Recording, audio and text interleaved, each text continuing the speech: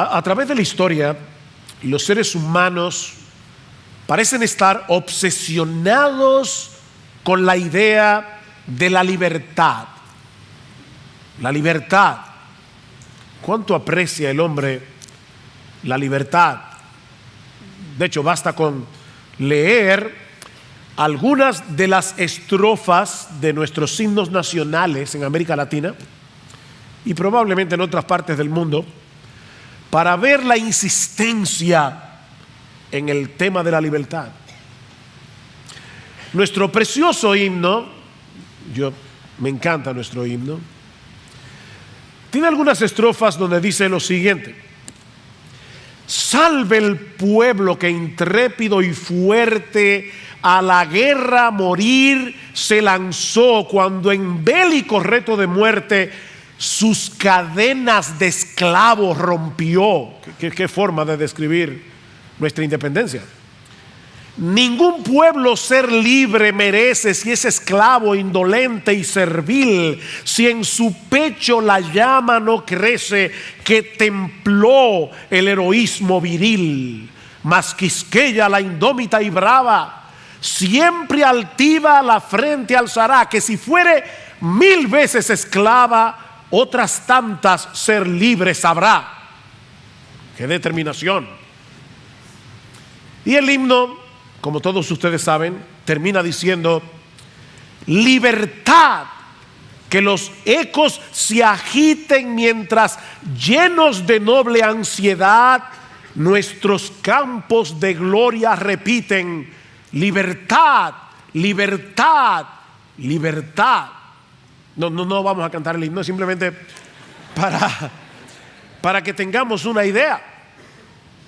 Dado que todos nuestros países tuvieron que independizarse de sus antiguas colonias, casi todos nuestros himnos, y estuve buscando algunos, Argentina, México, varios himnos, casi todos nuestros himnos expresan el horror de perder nuestro derecho de autodeterminación que tenemos como nación independiente. Ahora, ese anhelo que tenemos como nación colectivamente, o por lo menos que expresamos colectivamente, en cierto modo es un eco del anhelo que todos tenemos como individuos. Hay algo en nosotros que grita con el himno nacional: libertad, libertad, libertad. No queremos que nadie reine sobre nosotros, ni siquiera Dios, como dice el Señor en una de sus parábolas, Lucas capítulo 19, versículo 14. No queremos que éste reine sobre nosotros. Sin embargo, a pesar de ese afán de libertad que hay en el hombre, lo cierto es que todos nosotros, sin excepción, somos esclavos. Por favor, escúchame. Todos nosotros, sin excepción, en este lugar, todos somos esclavos, de un modo o de otro. Eso es básicamente la enseñanza de Pablo en el pasaje de la carta a los Romanos que vamos a estudiar en la mañana de hoy. Pero por amor a las personas que nos visitan, permítanme poner nuestro texto en su contexto. El capítulo 6 de Romanos inicia una nueva sección en esta presentación que nos hace Pablo del Evangelio en esta carta. Pablo ha demostrado ya que todos los seres humanos somos culpables ante la justicia de Dios y que todos necesitamos recibir como un regalo la justicia que Dios nos ofrece en el Evangelio. Solo por gracia, solo por Cristo, solo por medio de la fe. Pero eso levanta una objeción con la que Pablo va a tener que lidiar a partir del capítulo 6. De hecho, es la objeción que tanto el catolicismo romano como muchas otras sectas a través de la historia, sí, el catolicismo romano es una secta, todas esas sectas a través de la historia han levantado la misma objeción contra el evangelio de la justificación por la fe sola, no por obras, para que nadie se gloríe. ¿Cuál es la objeción? Capítulo 6, versículo 1. ¿Qué diremos entonces? ¿Continuaremos en pecado para que la gracia abunde? Pablo acaba de decir al final del capítulo 5, donde abundó el pecado, sobreabundó la gracia. Bueno, pues vamos a pecar para que abunde la gracia de Dios. ¿Qué quiere esto decir? ¿Que ahora el cristiano puede vivir como le venga en ganas? Y Pablo dice, por supuesto que no.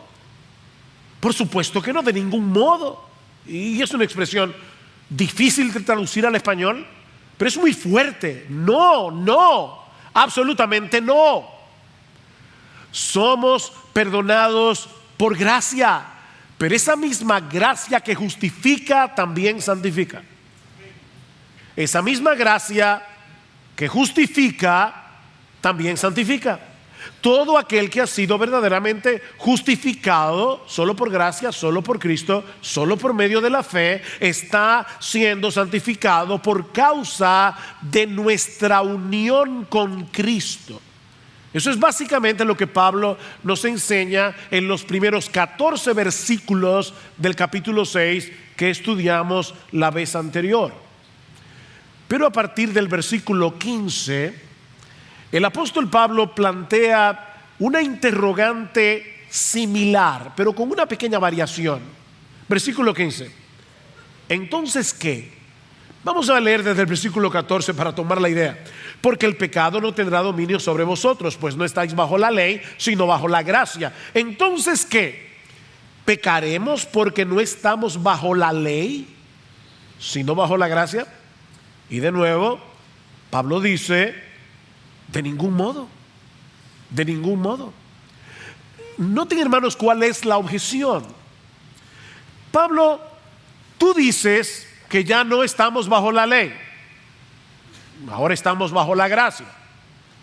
¿Podemos concluir entonces que no hay problema si pecamos?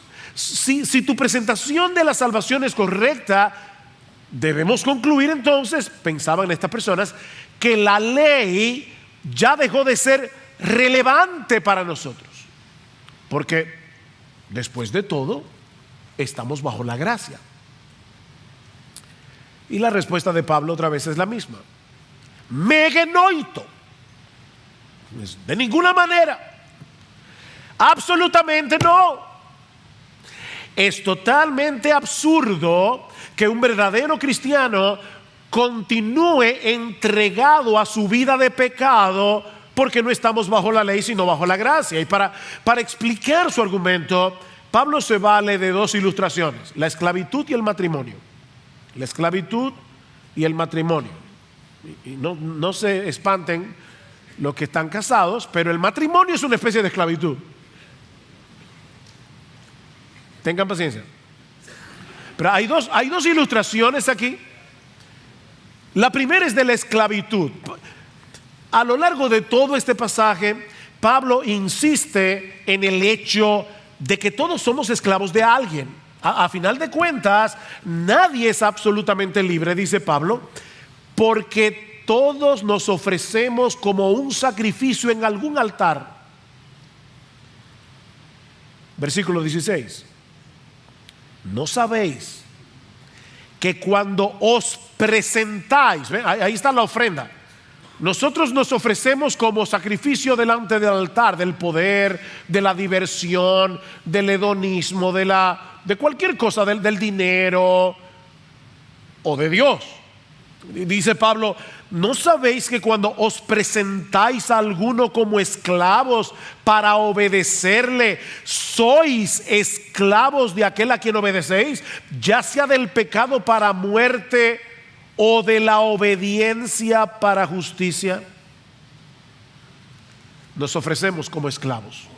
Ahora, este concepto puede ser un tanto raro para algunos, porque la mayoría de nosotros pensamos que los esclavos son aquellos que son atrapados en la guerra, que son capturados en la guerra, ¿verdad? O que son comprados en un mercado de esclavos. Pero también en la antigüedad existía la esclavitud voluntaria. Un autor dice lo siguiente: la gente muy pobre podía ofrecerse como esclava a alguien simplemente con el fin de ser alimentada y cobijada. Así que había una esclavitud voluntaria, y por eso Pablo está hablando aquí de uno ofrecerse como esclavo, pero una vez se ofrecían a un amo, ahora tenían el deber de obedecerle. Nadie podía ofrecerse como esclavo y continuar su libertad. Ese es el punto. Por eso Pablo usa una expresión tan extraña aquí en el original. Él está diciendo: ¿no sabéis que cuando os presentáis a alguno como esclavo para obedecerle, sois esclavo de aquel a quien obedecéis, ya sea del pecado para muerte? Y alguien esperaría que dijera Pablo, o de Cristo para justicia, pero eso no es lo que dice Pablo. Pablo dice, o de la obediencia para justicia. O sea, nosotros nos ofrecimos como esclavos para obedecer la obediencia. Eso es lo que Pablo está diciendo. Nos ofrecimos, eso es la conversión. Ofrecerse como esclavo para obedecer la obediencia. ¿Por qué Pablo lo plantea de esa manera? Para mostrarnos, como bien señala John Stott, que la obediencia es la esencia misma de la esclavitud. La obediencia es la esencia misma de la esclavitud. De ahí ese paralelismo que usa Pablo en el texto. O somos esclavos del pecado o somos esclavos de la obediencia. Mira, mi hermano y amigo que estás aquí en esta mañana, no importa que tú profeses con tu boca ser cristiano, eso no tiene la menor importancia. Es tu obediencia lo que revela quién es tu verdadero amo. No es tu profesión de fe, no es haber levantado tu mano en una campaña evangelística y decir, he decidido seguir a Cristo. No, es tu obediencia. El Señor Jesucristo dice claramente en Juan capítulo 8, todo aquel que hace pecado, esclavo es del pecado. Juan 8:34. De manera que solo hay dos alternativas. Todos los que estamos aquí en esta mañana, solo tenemos dos alternativas: o somos esclavos del pecado o somos esclavos de la obediencia. En este asunto no existe la neutralidad. Todos nosotros tenemos un amo, todos tenemos un Señor, todos tenemos un dueño, todos tenemos alguien que nos controla y que nos gobierna. De manera que la conversión no es otra cosa que un intercambio de esclavitud.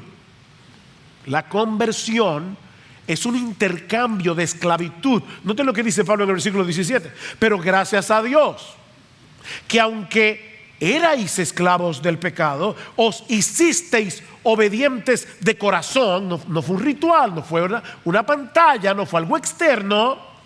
Os hicisteis obedientes de corazón a aquella forma de enseñanza a la que fuisteis entregados, y habiendo sido libertados del pecado, os habéis hecho siervos de la justicia. Pablo describe la conversión aquí como pasar de una esclavitud a la otra. Y lo que hizo la diferencia fue el hecho de haber obedecido de corazón a una forma de enseñanza a la que fuimos entregados. Perdonen la insistencia, pero recuerden que la bendición está en la gramática. ¿En qué modo se encuentra el verbo fuimos entregados? En modo pasivo.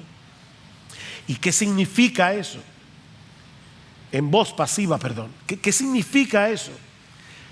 No fue que a estos creyentes se les entregó un conjunto de doctrinas y ellos decidieron recibirla y aceptarla como buena y válida. No. Lo que dice Pablo aquí es que ellos fueron entregados pasivamente a la forma de justicia, a esa forma de enseñanza, a esa doctrina que no es otra cosa que el evangelio. Y es interesante porque la palabra que usa Pablo aquí es la misma que vimos ya en Romanos capítulo 1, cuando Pablo dice acerca de los paganos: Dios los entregó, Dios los entregó, Dios los entregó. 3 veces dice Pablo: Romanos 1:24, Romanos 1:26, Romanos 1:28. Dios los entregó. Aquí está diciendo Dios también los entregó a ustedes, los creyentes, los entregó al Evangelio. Mis hermanos, eso fue lo que pasó con nosotros. Dios nos entregó a la verdad. Él abrió nuestro entendimiento para que viéramos la realidad a través del lente de su palabra. Y fue de esa manera que llegamos a entender la pecaminosidad de nuestro pecado y la gloriosa y deleitosa hermosura de nuestro Señor Jesucristo. De esa manera Dios nos dio vida y nos libertó de la esclavitud del pecado. Por eso es que en el versículo 18 dice que fuimos libertados del pecado. No es que yo rompí mis cadenas, es que fuimos, versículo 18, libertados del pecado y fuimos hechos esclavos de la justicia. Y Pablo repite la misma idea en el versículo 22. Pero ahora, habiendo sido libertados del pecado, ven, voz pasiva, y hechos siervos de Dios. Es por eso que el versículo 17 dice, pero gracias a Dios, ven, gracias a Dios que ustedes hicieron obedientes. Gracias a Dios, porque es Dios el que salva. Ahora bien, esa obra de Dios en nosotros produce como resultado nuestra rendición a Él en la conversión. La obra de Dios produce la conversión. Convertirse no es otra cosa que levantar una bandera de rendición y ofrecernos a Dios como esclavos para obedecerle. Ahora, lo interesante es que Pablo presenta este proceso a través del cual pasamos a ser esclavos de Dios, lo presenta como una liberación. Vean el versículo 18 otra vez. Y habiendo sido libertados del pecado, os habéis hecho siervos de la justicia. Por fin, ¿somos libres o somos esclavos? Sí. Somos libres. Todo el mundo es libre y esclavo. El que es libre de Dios es esclavo del pecado. El que es libre del pecado es esclavo de Dios. Somos libres y esclavos. Esa es la paradoja de la fe cristiana. De manera, mis hermanos, por favor escuchen esto y grábenlo por ahí en algún lado. La ley es el código de conducta de la gente libre. Porque Pablo está diciendo, fuimos libertados, se rompió la cadena del pecado. ¿Para qué? Para que ahora seamos esclavos de Dios y obedezcamos a Dios. Así que la ley, recuerden cuál es la pregunta. Entonces ya la ley no tiene sentido porque estamos bajo la gracia. Pablo dice, de ninguna manera. Porque la ley es el código de conducta de la gente libre. Dios nos liberta de la esclavitud del pecado, no para que ahora podamos hacer lo que nos venga en ganas, sino para que podamos obedecerle a Él. Porque esa obediencia a Dios es verdadera libertad. Esa obediencia a Dios es verdadera libertad. El problema es que el pecado todavía mora en nosotros y eso provoca una guerra en nuestro interior. De paso, mira, si tú no sabes de qué estamos hablando, te lo digo de verdad en amor, es que tú no eres cristiano. Tú no sabes lo que es el cristianismo. En todo cristiano verdadero hay una guerra. Noten el versículo 12 de Romanos 6. Por tanto, no reina el pecado en vuestro cuerpo mortal, para que no obedezcáis sus lujurias o sus deseos, ni presentéis los miembros de vuestro cuerpo al pecado como instrumento de iniquidad, sino presentaos vosotros mismos a Dios como vivos de entre los muertos y vuestros miembros a Dios como instrumentos de justicia. Leí recientemente una ilustración que me encantó para explicar Romanos 6:12. Mira, cuando nos convertimos al Señor, nuestros cuerpos se convirtieron en un castillo en el que Dios ocupa el trono como rey de nuestras vidas. Nuestros deseos son como los siervos del rey en el castillo. Pero el pecado todavía mora en nosotros como un monarca destronado que desea volver a gobernar el castillo. Y su estrategia consiste en tomar cautivos nuestros deseos por medio del engaño del pecado y enviarlos como traidores encubiertos para movernos a rebelarnos de nuevo contra la autoridad de nuestro rey. Esa es la guerra. Cada vez que tú chismeas, es que el pecado que mora en ti tomó cautiva tu lengua. ¿Ven? Alguien me recordaba en estos días, yo no me acordaba de algo que yo dije hace mucho en una prédica. Hay gente que tiene mejor memoria que yo. Me decía, los chismosos son peores que los buitres. Porque los buitres se comen a la gente muerta, pero los chismosos a la gente viva. Son peores que los buitres. Ahora, ¿qué es lo que ha pasado aquí? El pecado ha tomado cautiva tu lengua para que tú hables lo que no debes hablar. Y así podemos hablar de la pornografía, de cualquier pecado. De cualquier pecado. De ahí la advertencia de Pablo en los versículos 12 y 13. No dejes que el pecado reine otra vez. No te dejes seducir. O como dice Pedro en su primera carta, os ruego, mis amados hermanos, como a extranjeros y peregrinos, que os abstengáis de los deseos carnales que batallan contra el alma. Ahora bien, esta analogía de la esclavitud no nos dice todo lo que debemos saber acerca de lo que significa ser cristianos. Esta figura nos recuerda que ahora tenemos un nuevo dueño, un nuevo amo, nuestro bendito Señor y Salvador Jesucristo. Pero no nos ayuda a ver que ese yugo al que ahora nos hemos sometido es al mismo tiempo dulce y liberador. No nos ayuda. No nos ayuda a ver, como señala MacArthur, que ser esclavos de Jesucristo es la bendición más grande que te puedas imaginar. Su carácter es perfecto, su amor es infinito, su poder incomparable, su sabiduría ininvestigable y su bondad va más allá de toda comparación. Es por esa razón que Pablo se ve en la obligación de explicar a los creyentes en Roma por qué él decidió hacer uso de esta metáfora o ilustración. Ven el versículo 19.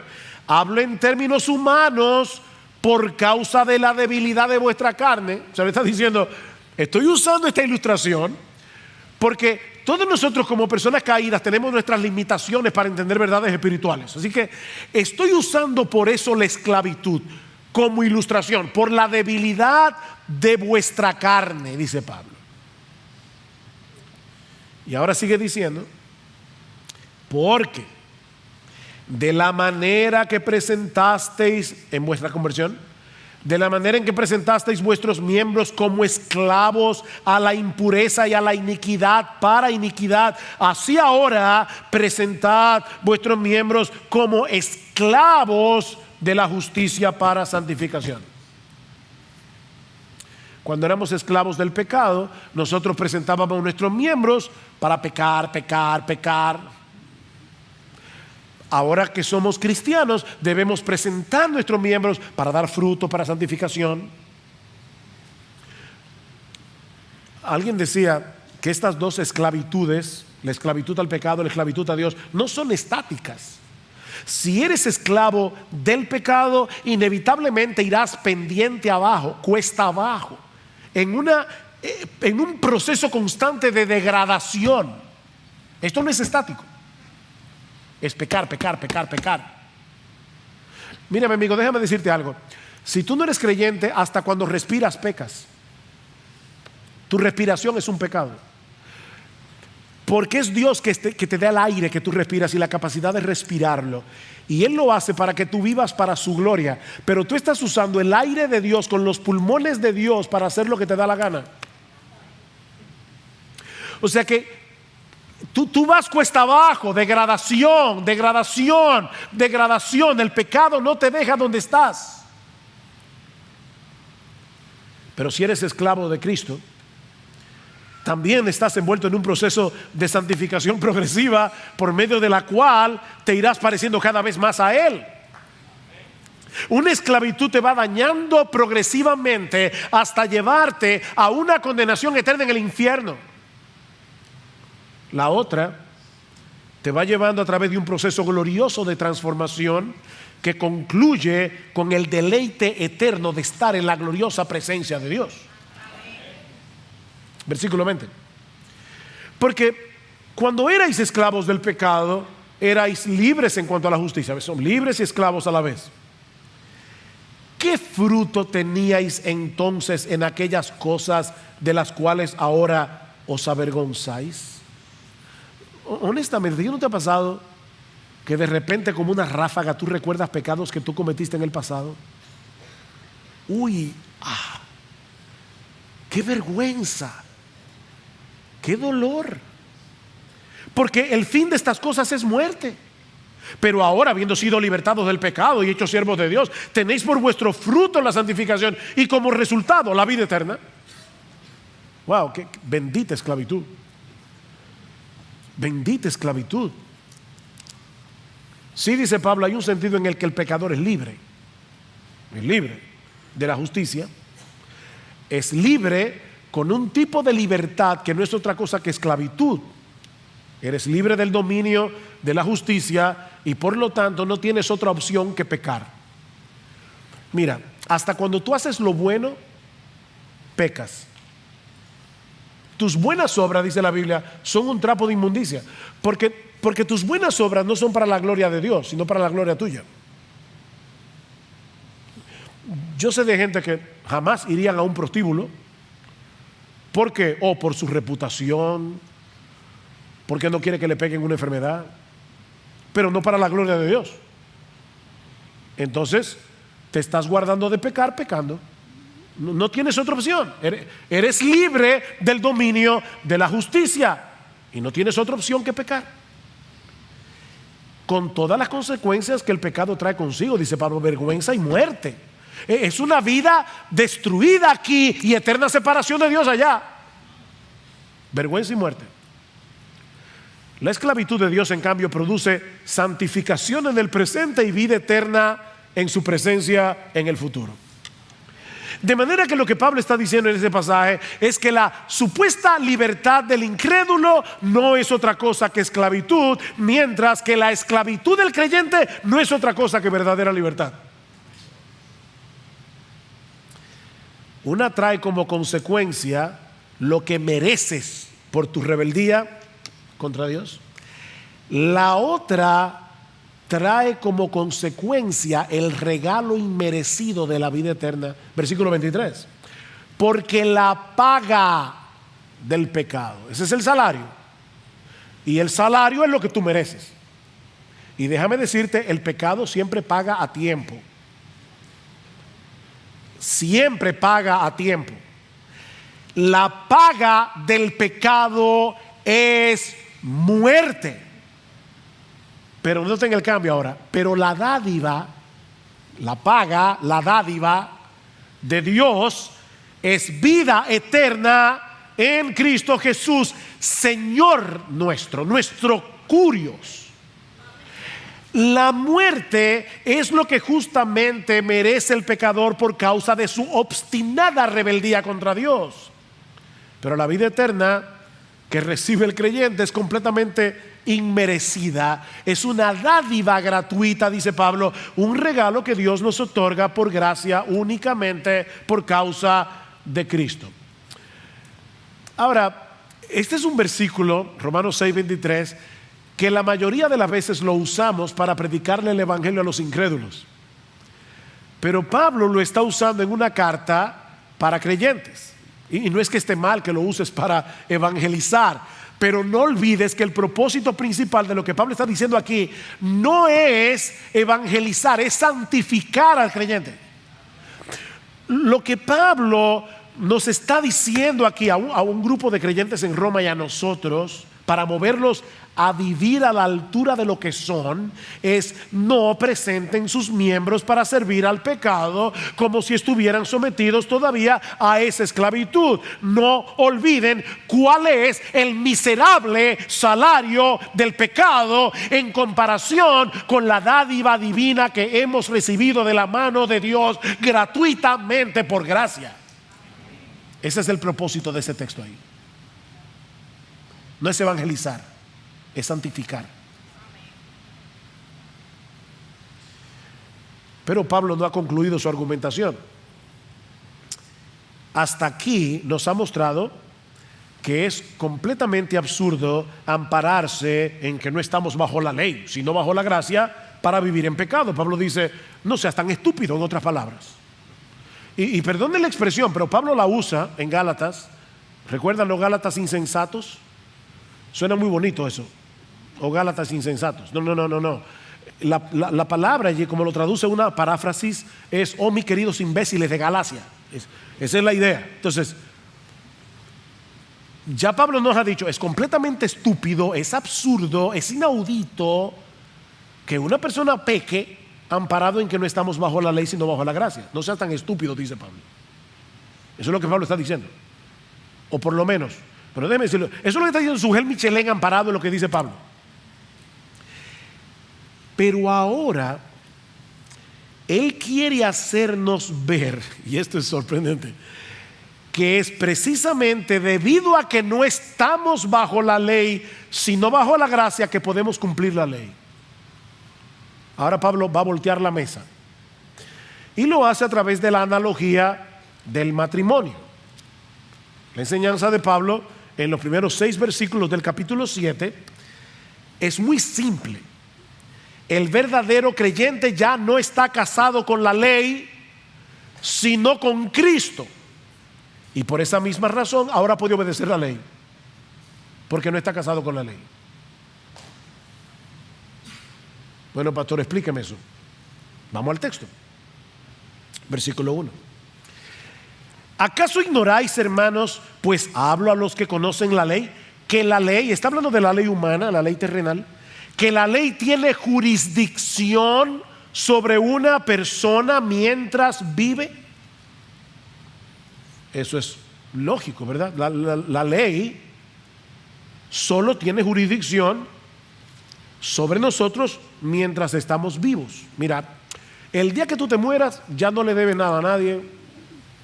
Si cometiste un crimen, no hay problema, ya te moriste. La ley no puede hacerte nada.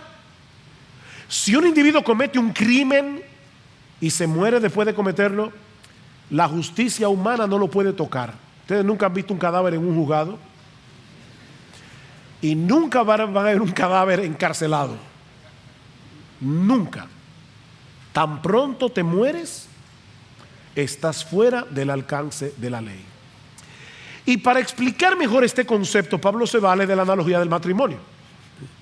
Versículo 2. Pues la mujer casada está ligada por la ley a su marido mientras él vive. Pero si su marido muere, queda libre de la ley en cuanto al marido. Así que mientras vive su marido será llamada adúltera si ella se une a otro hombre. Pero si su marido muere, ella está libre de la ley, de modo que no es adúltera aunque se una a otro hombre. De nuevo, esta analogía no es complicada. Tan pronto se muere el marido, la mujer está libre de casarse con quien quiera. La muerte rompe por completo el vínculo matrimonial. Eso es lo que ocurre a nivel horizontal, a nivel terrenal. Pero ahora Pablo nos va a decir que eso mismo ocurre con la ley de Dios. Eso que pasa con la ley humana es lo mismo que ocurre con la ley de Dios. Versículo 4. Por tanto, hermanos míos, también a vosotros se os hizo morir a la ley por medio del cuerpo de Cristo, para que seáis unidos a otro, a aquel que resucitó de entre los muertos. Ay, qué bueno, ya no estamos bajo la ley. Sí, ya no estamos bajo la ley. ¿Sabe para qué? A fin de que llevemos frutos para Dios. Fuimos libertados de la ley y unidos a Cristo para que llevemos frutos para Dios. Lo que Pablo está diciendo por implicación es que todos nosotros estábamos casados con la ley desde el nacimiento. Todo el mundo nace casado con la ley. Cuando tú viniste al mundo, viniste a un mundo creado por Dios, con una ley que estaba vigente y la cual tú estabas obligado a cumplir desde la cuna hasta la tumba. Estabas casado con la ley, pero no podías cumplirla porque somos pecadores. El problema no está en la ley, el problema está en nosotros. Pero Pablo dice, algo sorprendente ha sucedido con nuestro viejo yo por medio de la fe en Jesucristo. Y es que hemos muerto juntamente con Él, como vimos en los primeros versículos del capítulo 6, por causa de nuestra unión con Cristo. Fuimos crucificados juntamente con Él, y juntamente con Él fuimos resucitados para andar en novedad de vida. Y noten una vez más que el verbo se encuentra en tiempo pasivo. Se nos hizo morir a la ley por medio del cuerpo de Cristo. Y por lo tanto, aquí está el punto: la ley ya no tiene jurisdicción sobre nosotros para condenarnos. Ya la ley no nos condena. Déjenme darles una ilustración. Y no es Alzheimer, yo sé que la he usado otras veces, pero explica bien este concepto. Ahora, quiero recordar, mis hermanos, que nunca una ilustración ilustra perfectamente la cosa ilustrada. Así que no traten de ver todos los aspectos y los detalles de la ilustración, pero imaginemos por un momento a una mujer imperfecta casada con un hombre perfecto. Eso somos nosotros en nuestra vida vieja, casados con la ley. Mujeres imperfectas, casados con un hombre perfecto. Este hombre todo lo hace bien. Este hombre no comete ningún error. El problema es que él espera de ella esa misma perfección en todo lo que hace. Y para colmo de males, no le ofrece ninguna ayuda. Hazlo bien. Eso es todo lo que le dice. Y llega a la casa y dice: perdóname, pero aquí hay una mota de polvo. Pero yo limpié esa mesa, pero no perfectamente. Y él no le da ninguna ayuda. De manera que esta mujer vive frustrada. Es incapaz de llenar la medida de lo que su marido exige. Pero no se lo puede quitar de encima porque él es perfecto. No hay ningún motivo para divorciarse. Pero entonces aparece otro hombre en la escena. Tan perfecto como el marido, pero al mismo tiempo lleno de bondad y de compasión, y todopoderoso, que al ver las frustraciones de esta mujer, se apiada de ella y elabora un plan. Como la única forma de librarse de ese matrimonio a través de la muerte, el plan consiste en matar a la mujer, a esta pobre esposa, matarla para que de esa manera ella quede libre de su antigua unión, y luego resucitarla para que se case con él. Qué plan más genial. De verdad, piénsenlo, es un plan increíble. ¿Saben qué, mis hermanos? Eso fue lo que sucedió con todos nosotros. Con todos nosotros hemos muerto a la ley, dice Pablo, por causa de nuestra unión con Cristo. Eso fue lo que pasó. Cuando Él murió en la cruz del Calvario, nosotros morimos con Él, de tal manera que ahora todos estamos fuera del poder condenatorio de la ley. Ya la ley condenatoria de Dios no nos puede alcanzar. Estamos muertos. Mira, tu viejo yo, que ha cometido todos los pecados que tú cometiste, ya no existe, murió. Está muertecito y enterrado. Eres una nueva creación en Cristo. Por eso que Pablo dice más adelante en Romanos 8:1: por consiguiente, no hay ahora condenación para los que están en Cristo Jesús, los que no andan conforme a la carne, sino conforme al Espíritu. No hay condenación. No hay condenación. Pero esa no es toda la historia. Por causa de esa misma unión con Cristo, también resucitamos con Él, no para vivir como nos venga en ganas, sino para que ahora llevemos frutos para Dios, dice Pablo en el versículo 4. Nuestro matrimonio con Cristo es la solución provista por Dios para nuestra justificación y para nuestra santificación. Es un plan increíble. Digo, es creíble, pero es sorprendente. Ya no podemos ser condenados en el tribunal de Dios, porque nuestro antiguo yo pecador murió con Cristo en la cruz. Pero tampoco podemos seguir viviendo una vida entregada al pecado, porque amamos a nuestro nuevo marido y queremos agradarlo.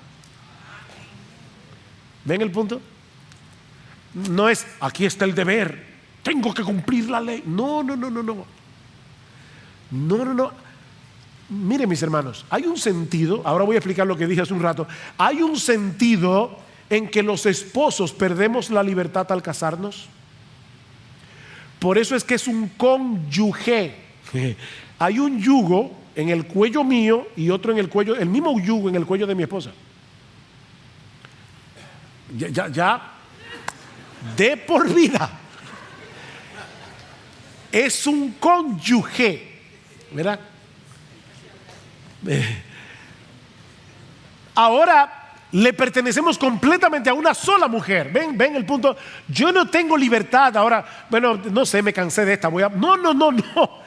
Yo perdí esa libertad desde que dije sí, acepto. Dejé de ser libre.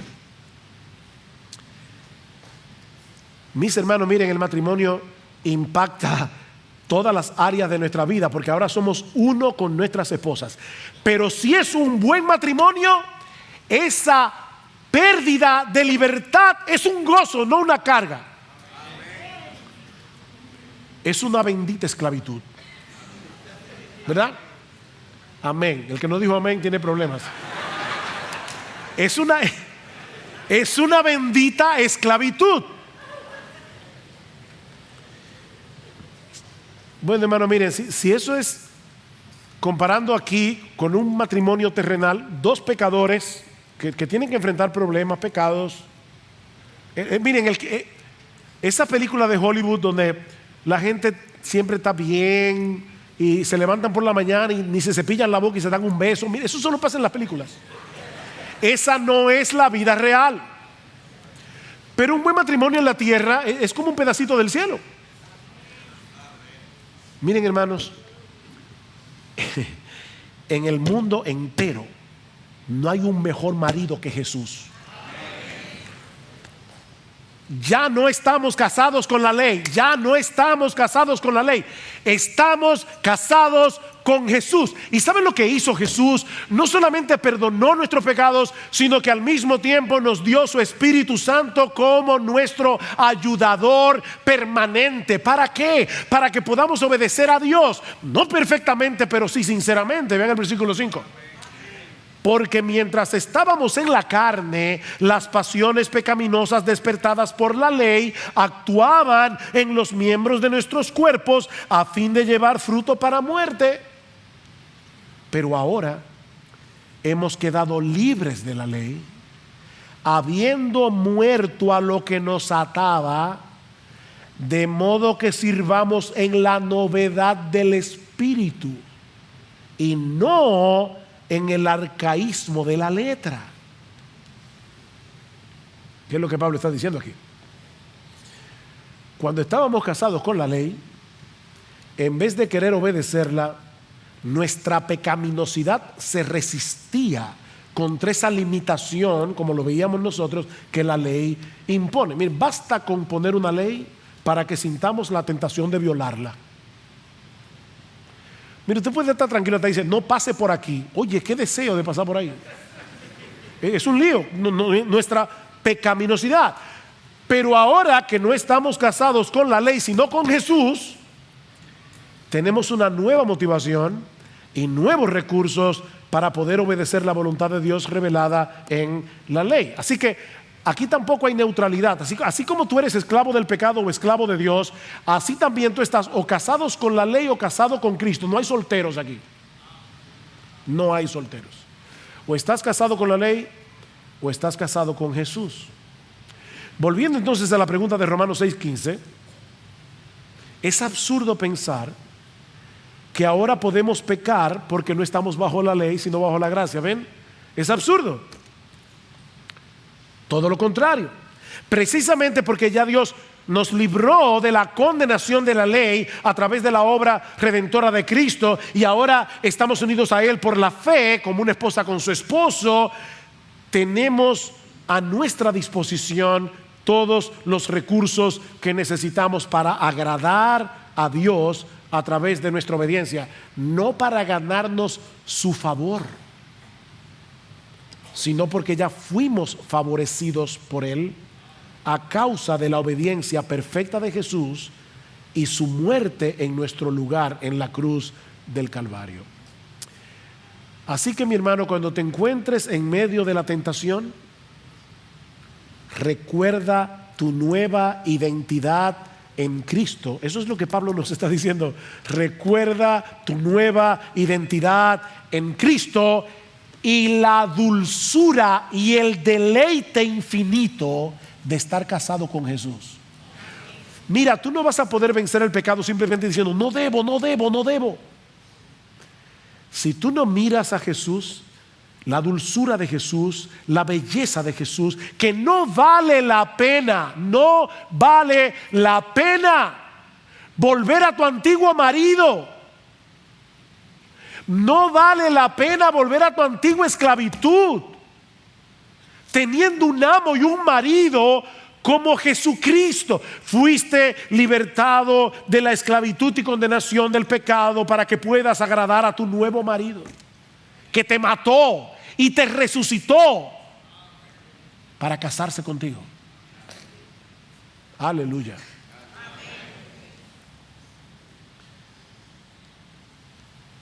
Es por eso que ahora tú puedes dar fruto para Dios en dependencia del Espíritu Santo. ¿Ven cómo estas dos figuras se complementan entre sí? Cristo es nuestro amo, Cristo es nuestro esposo. Y hay otras figuras, y Él es nuestro hermano, y Él es nuestro Salvador, y Él es nuestro amigo. O sea, la Biblia tiene varias figuras para decirnos quién es Cristo para nosotros. Pero en este caso debemos tomar en cuenta ambas realidades en el desempeño de la vida cristiana. No nos pertenecemos a nosotros mismos. No. Esto no es acerca de ti.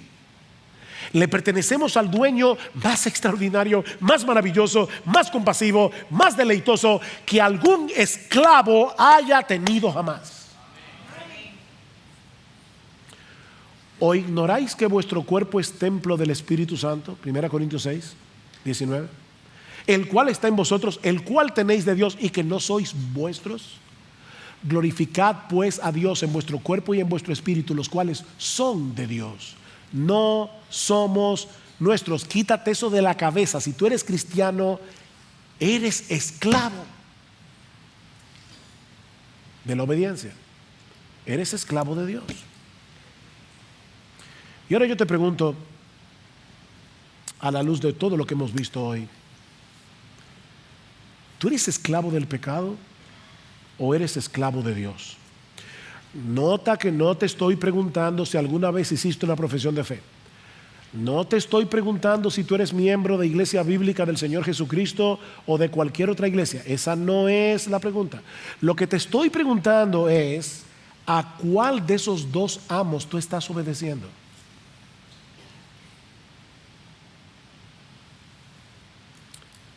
¿A cuál de esos dos amos tú quieres agradar en tu vida? De verdad. ¿A tus deseos pecaminosos o a Dios? a esos deseos traidores que ya fueron engañados y seducidos por el pecado, o a Dios? ¿Cuál voluntad es más determinante para ti? ¿La tuya o la de Dios? Padre nuestro que estás en los cielos, santificado sea tu nombre, hágase tu voluntad. Hágase tu voluntad en la tierra como se hace en el cielo. Cuando tú escuchas la palabra, o a través de tu lectura personal de la Biblia, o a través de la amonestación de un hermano, de una hermana, ¿te arrepientes de tu pecado? Y en dependencia del Espíritu Santo, ¿procuras enderezar lo que está torcido en tu vida? No para ganarte el favor de Dios, no para ganarte la salvación, sino porque ya eres salvo. Bueno, pastor, mire, es una lucha, pero sí, yo deseo agradar a Dios y cuando no pasa me arrepiento, me duele, me avergüenza. Bueno, si es así, mi hermano, dale gracias a Dios. Dale gracias a Dios, eso es una evidencia de la obra de gracia en ti. Pero recuérdate día tras día, tras día, tras día, ¿quién es tu nuevo amo? Recuérdaselo a tu alma. ¿Quién es tu nuevo esposo? ¿Quién es tu nuevo dueño? Recuerda cada día cuál es tu nueva identidad. Mi hermano, ¿por qué vas a regresar a tu antigua y miserable y desgraciada esclavitud en Egipto ahora que tienes un amo como Jesús, que derramó su sangre en el Calvario para darte libertad? Pero mira, mi amigo, si ese no es tu caso, si tú no entiendes de qué lucha es que estamos hablando aquí, si todavía tú estás tratando de ganarte el favor de Dios a través de tu obediencia, tú estás en graves problemas. Estás en graves problemas. Pablo dice en Gálatas capítulo 3 versículo 10 que todos los que dependen de las obras de la ley para salvarse están bajo maldición, porque escrito está: maldito todo aquel que no permaneciere en todas las cosas escritas en la ley para hacerlas. En todas. La ley es un todo compacto. Piensa en un globo. Si pinchas el globo, no importa por donde sea, lo vas a destruir. Es un globo. Mi amigo, la única escalera que nos lleva directamente al Padre es la vida perfecta de Cristo y su muerte en la cruz. No trates de subir por la escalera de tu obediencia, no vas a poder. Pero tampoco sigas viviendo bajo la ilusión de que eres libre. Eso es una ilusión, mi amigo. Porque la realidad es que tú eres esclavo del pecado. Si tú no eres esclavo de Cristo, eres esclavo del pecado, no hay otra opción. Y si continúas en esa condición, no solo vas a desgraciar tu vida aquí y ahora, sino que al final cosecharás una existencia de miserias sin fin en las llamas del infierno, donde no hay una sola gota de misericordia por los siglos de los siglos. Cristo dice en Juan 8:32 que solo aquellos que conocen la verdad serán verdaderamente libres. Pero más adelante Él mismo se identifica con la verdad. Yo soy el camino, dice Jesús, yo soy la verdad, yo soy la vida. Nadie viene al Padre sino por mí. Amigo, arrepiéntete de tu pecado. Acepta por fe la oferta del Evangelio. Confía solo en Jesús. Porque solo al que el Hijo libertare será verdaderamente libre. Hay libertad, hay libertad, hay libertad en Cristo Jesús.